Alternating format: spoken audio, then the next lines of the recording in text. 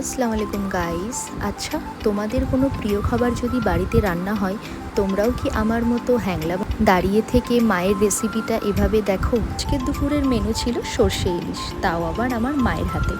আগের শর্টসে আমি রেসিপিটা শেয়ার করে দিয়েছি, তোমরা চাইলে গিয়ে দেখে আসতে পারো। দাঁড়িয়ে দাঁড়িয়ে ভাবছিলাম কতক্ষণে এটা রান্না হবে আর কতক্ষণে আমি খাবো।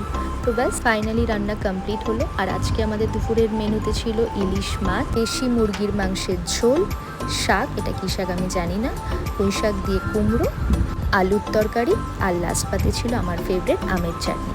দুপুরে খাওয়া দাওয়া কমপ্লিট করার পর আমার কিছু পার্সেল ছিল যেটা আমি তোমাদের সাথে শেয়ার করব। অর্ডার করেছিলাম একটা সাসফারাস ব্ল্যাক ট্রাউজার, যেটার কোয়ালিটি খুবই ভালো এসছে। এই বটমটা তোমরা যে কোনো ওভারসাইজ শার্টের সাথে অথবা কোনো স্কিনি টপের সাথেও ওয়্যার করতে পারো, এটা পরলে খুবই ভালো লাগবে। আর তার পাশাপাশি ফ্রাস ব্র্যান্ডেরই একটা oversize shirt, strip shirt order দিয়েছিলাম, যেটা আমার অনেক দিন থেকে অ্যাড টু কাট করা ছিল, ফাইনালি আজকে পেলাম। তো দুটোর কোয়ালিটি খুবই ভালো ছিল। ওভারঅল কোনো সাইজ ইস্যু হয়নি। আমার সাইজ লেগেছিল এম, আর প্যান্টের সাইজটা ছিল 30। তোমরাও চাইলে গিয়ে পারচেস করতে পারো। তারপর একটু ফল খেয়েই একটা জায়গায় বেরোনোর ছিল, তাই ঝটপট 2 মিনিটে এই যে রেডি হয়ে গেলাম। একটা ট্রানজ্যাকশান দেখিয়ে দিলাম, কেমন লাগলো অবশ্যই জানিও।